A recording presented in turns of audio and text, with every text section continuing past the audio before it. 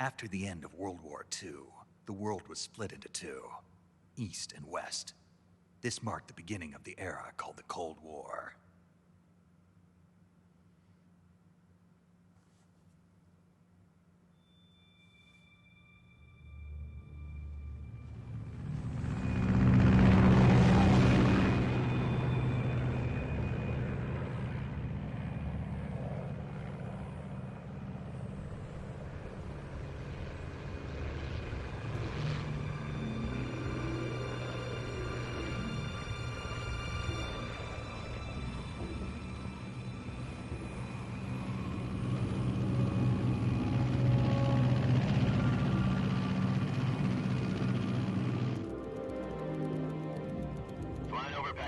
Altitude 30,000 feet.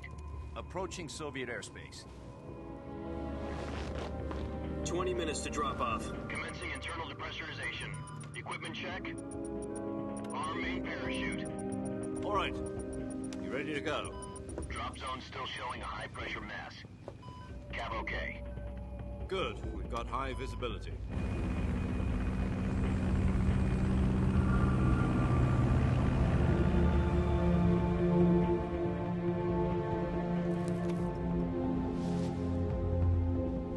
Put out that cigar.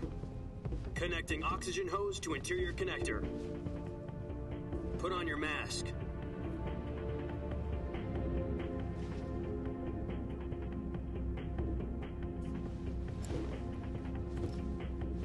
Does this panty waste know what he's doing? Approaching release point. 10 minutes to drop off. Hey, are you deaf? He said put out the cigar and put on your mask.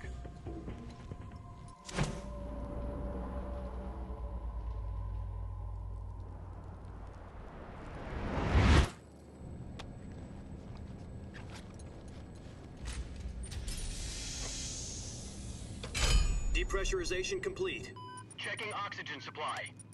6 minutes to drop off. Opening rear hatch.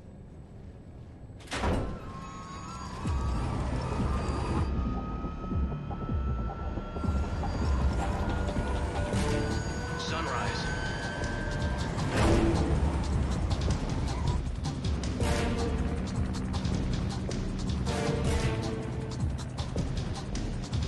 External temperature minus 46 degrees Celsius.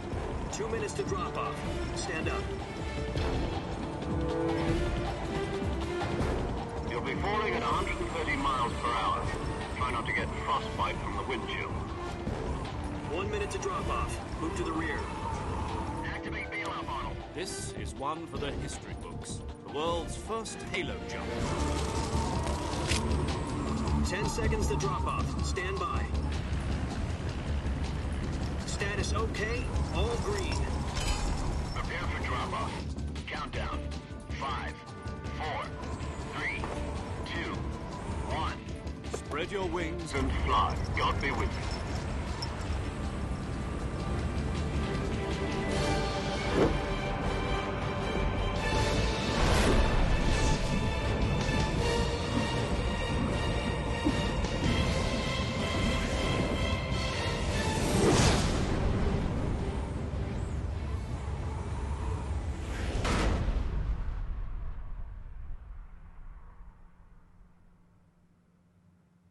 Jack, I've got some important news.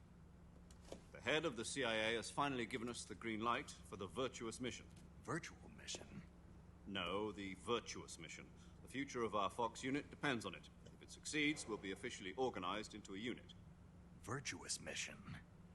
Sounds like some kind of initiation ritual. You know, don't get cocky. This isn't a training op. Right. So what exactly is this wonderful mission? Well, about 2 years ago, a certain Soviet scientist requested asylum in the West through one of our moles. His name is Nikolai Stepanovich Sokolov. He's head of the OKB 754 Design Bureau, one of the Soviets' top-secret weapon research facilities, and the East's foremost expert on weapons development. Sokolov? Isn't he that famous rocket scientist? The very same. On April the 12th, 1961, the Soviets achieved the first manned spaceflight in history. The Earth was blue, but there was no God. Well spoken. The rocket that carried Yuri Gagarin into orbit was the A-1, known as the Vostok rocket. Sokolov is said to be the man most responsible for the multi-engine cluster used in that rocket. After Gagarin's flight, Sokolov left rocket development to become the head of the newly established Design Bureau. From a lowly technician to head of a design bureau, that's quite a success story, so why'd he want to defect? It seems he'd become afraid of his own creations. Afraid? Call it a crisis of conscience. And for that, he left his country and his family behind and went over the fence? Not exactly. One of his conditions was that his family was also to be taken safely to the west. We used a mole to get the family out first, and succeeded in sneaking Sokolov over the Berlin Wall shortly afterwards. I was the one who conducted the operation. The security on the eastern side was still full of holes back then. Then what? We got Sokolov over in one piece, but the whole ordeal had left him exhausted, and we checked him into a hospital in West Berlin.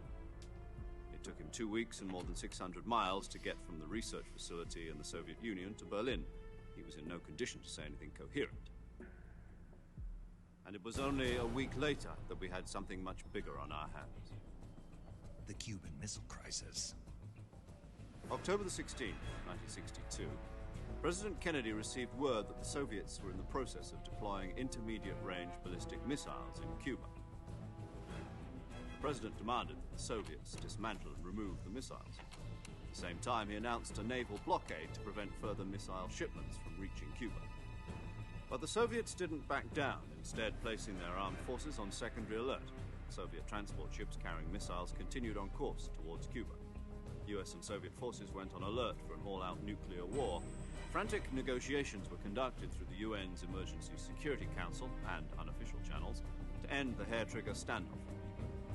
Finally, on October the 28th, the Soviet Union agreed to remove its missiles from Cuba, and so the world avoided a nuclear holocaust.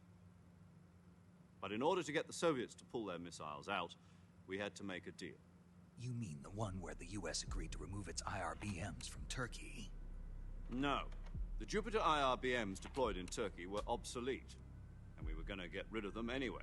They had no strategic value whatsoever to either the US or the Russians.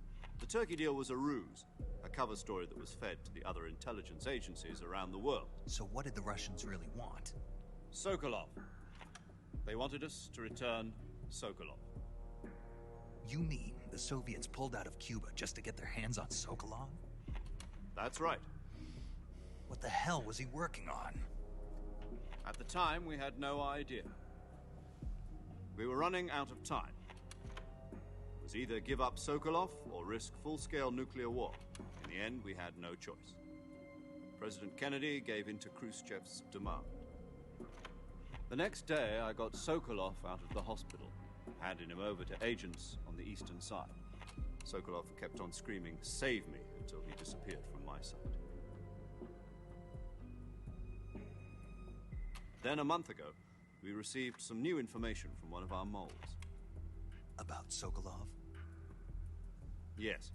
He was taken back to the research facility and forced to continue working on the weapon in question under KGB supervision. What's more, it's on the verge of completion. So what kind of weapon is it? Something to do with space rockets? No. Missiles. Same technology. I guess you're right. We don't know the details, but it appears to be a new kind of nuclear device. For half a year now, the Soviets have been conducting frequent nuclear tests at Semipalatinsk. Something to do with the weapon, I assume. We're talking about a secret weapon so big that Khrushchev was ready to pull out of Cuba to get it back.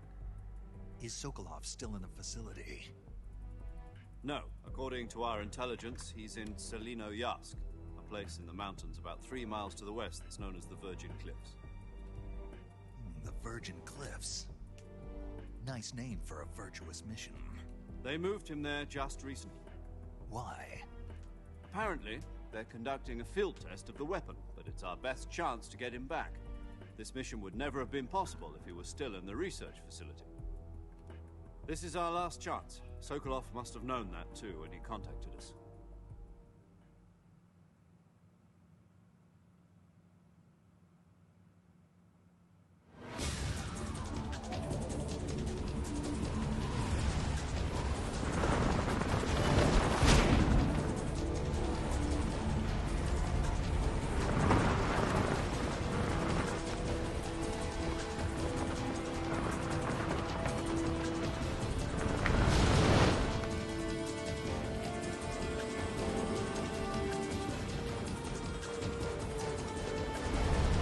Listen up, Jack.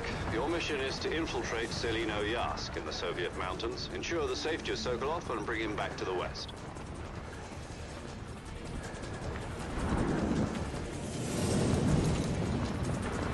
If we don't get Sokolov back before that weapon is complete, we'll be facing a major crisis. The clock is ticking.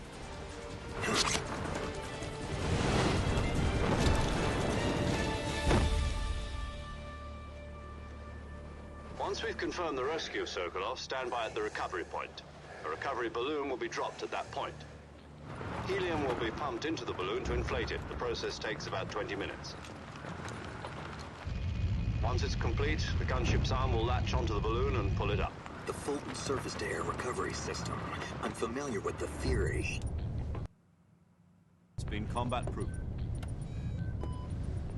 Do you think Sokolov is up to it? The shock will be less than during a parachute jump, and the arm can handle up to 500 pounds. So you're planning on going over the border in a single combat talon?